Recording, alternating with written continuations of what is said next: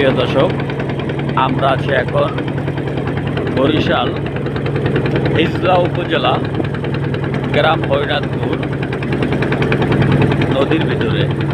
এখানে এখন সরকারি আইন অনুমোদিত এখানে অভিযান চলিতেছে, কিন্তু আপনারা দেখতেছেন নদীতে যথেষ্ট পরিমাণ জেলে আছে। এখানে কোনো প্রশাসন নদীর আশেপাশে মনে হয় প্রশাসন আসে না।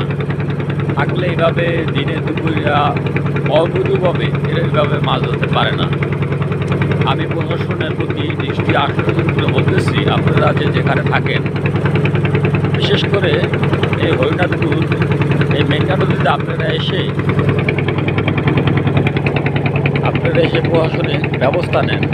যেভাবে দিনে দুপুরে অবৈধভাবে মাছ ধরতেছে, তার মাছের বংশ তো এখানে শেষ হয়ে যাবে।